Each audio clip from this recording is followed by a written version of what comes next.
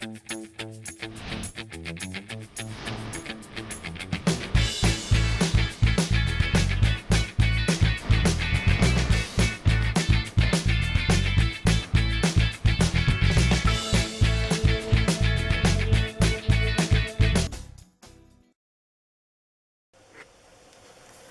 everyone, this is Angie at Stampin' with Amore, and I know this is Wednesday and I usually do card tutorials or I have cards posted on my blog, but with Valentine's coming up so quick, I had another little box that I wanted to share with you so you could get it ready if you wanted to make them for Valentine's.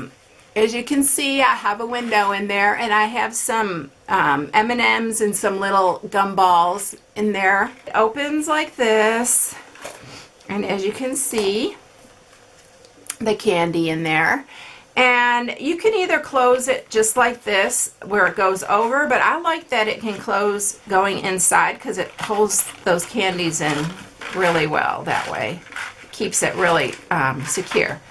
So let's go ahead and get started with this. You're going to need a piece of Whisper White, and it's 6.5 by 6. And the next thing you'll need is a piece to mat it. And this is the Designer Series paper, and this is Pink Pirouette, and it's double-sided, but I'm going to use this side this time. And this piece is 4 3/4 by 2 1/4.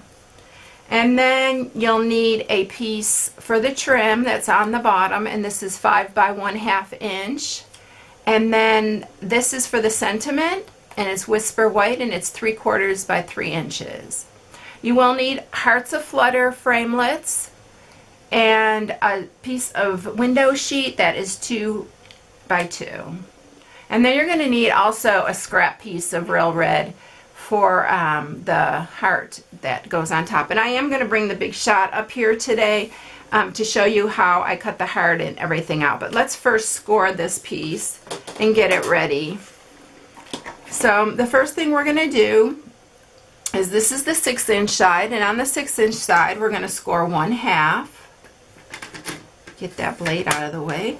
We're going to score 1/2, and then we're going to score at opposite side. Actually, it's the same side at 1/2, but if I was scoring it this way, you know, it'd be 1/2, and then 5.5. So it's 1/2 and 5.5.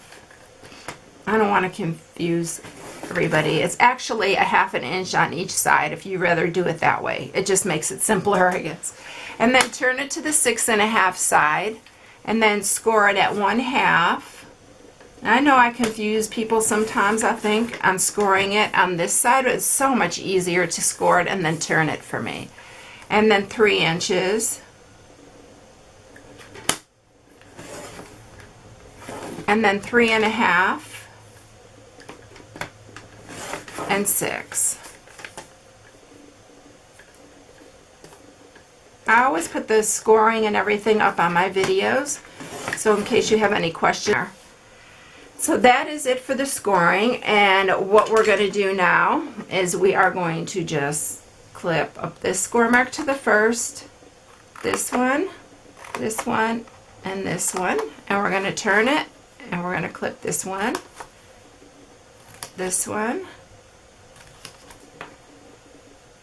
exactly same on both sides. So I'm going to grab my bone folder, and I'm going to sharpen all those little edges.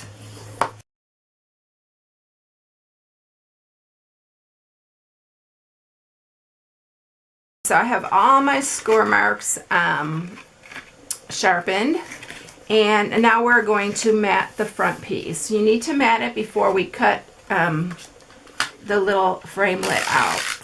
So I'm going to use my snail, and I'm always generous with it because I like these to stay on. Make sure you get the edges. Okay, so now I'm going to bring the big shot up, and I'm going to show you how to turn it this way so I can crank it easier.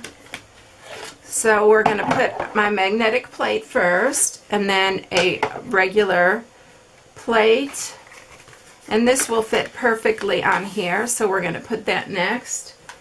and the Hearts of Flutter framelit. This is one of them in the set. It has this larger heart, which we're going to use also, and then it has these little banners. It's really cute. So first we're going to just set this up at the top, and this is the front of your box, so I'm just going to place it like to the left here and just center it, and then I'm going to put my other plate on top, and then I'm ready to crank it through. And it's easier when you mat it, so that you already have it all cut and matted and everything. So now to cut the little other red piece, and I do this quite a bit, so that's why I wanted to bring it up here to show you. I'm going to use the real red, and I'm going to stick this heart on here. And where did I, here's the little one. And I'm going to, you can see how when you use the magnetic plate, it, and I hope this is wide enough, this piece. I'm going to see if I can grab a piece real quick that's wider. Yeah, because I don't want it to mess up. So you can hear how it just grabs it, and then I just center that. That's why I love the magnetic plate. And I'm not looking straight down on it, so I hope that I got it centered. Put your other plate and then just crank it through. And you get like a little frame. And I know you've seen this, if you watch my videos, you've seen me do this many times, but I usually don't do it on camera, and see you have that little frame. Okay, so let's move the big shot out of the way and get finished with this. Alright, let's bring this back in, and now what I'm going to do is I'm going to glue this over the top, and I'm going to grab my little scalloped edge, and this little piece that's 3/4 inch, this is 1/2 inch by 5, and then I'm just going to punch this. And you just keep going along, line it up, keep punching it, and you just line the little circles back up. And I can't see exactly what I'm doing, so I hope that I'm doing it straight. And then there's your little trim. So we're going to go ahead and use some snail on this.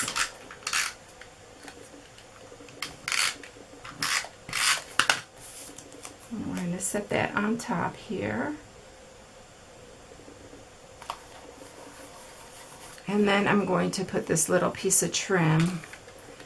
And I want to grab a piece of scrap here because I don't want to get this glue all over.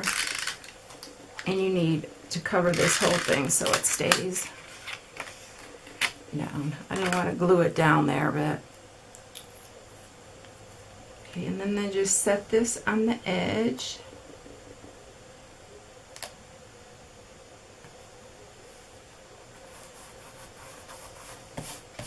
And then right now that's all we're going to do. I'm going to go ahead and put the piece of window sheet around, and I'm just going to go ahead and put some snail all the way around there, and then just set the window sheet on top. And so we're ready now to put it together, and then we'll finish up the rest after we have it together.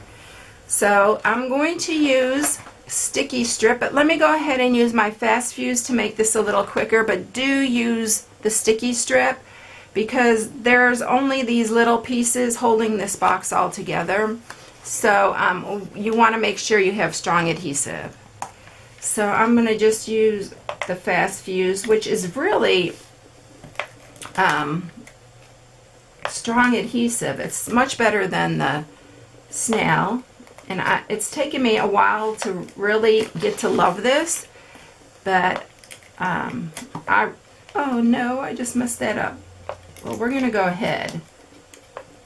It's stuck to my fast fuse. You can see how strong that is. But anyway, I'm going to go ahead with it and put the top, put it like that. And then bring your inside pieces. And then bring these pieces all, just line them up. And that's another reason that you can use your sticky strip, because it'll pull probably the edge, and it might tear like I did that one. But see, you can fold it over like this, or you can tuck it in. So it works both ways. So let's go ahead and finish this up. I'm going to bring out this piece and we are going to stamp it. And I'm using some real red.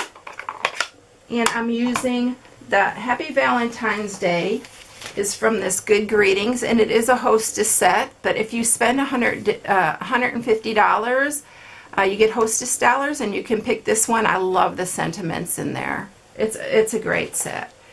So I'm going to stamp this.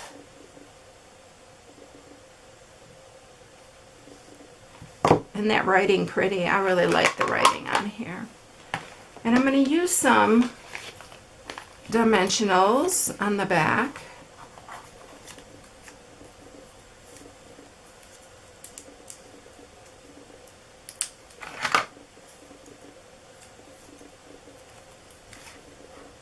I'm going to set that right here. And then I'm going to take some of our linen thread. And how I got the little bow is I just wrap like it around my fingers like 3 or 4 times. And then I actually just cut a piece off. Just make it as wide as you want it. And then just take another piece. And you will wrap it around the center to create the bow.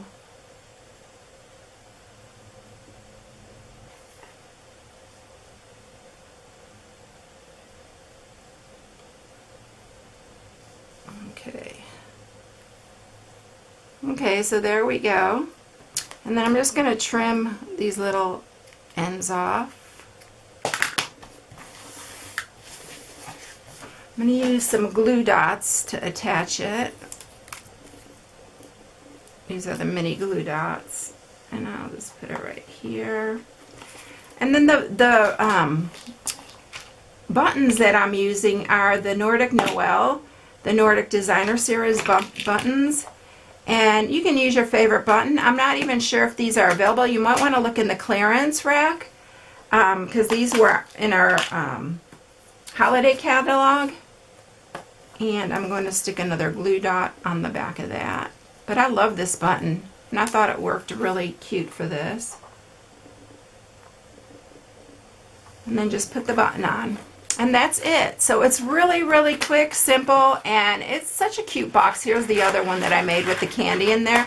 And I like that you can see, of course. Look how cute it looks through the window.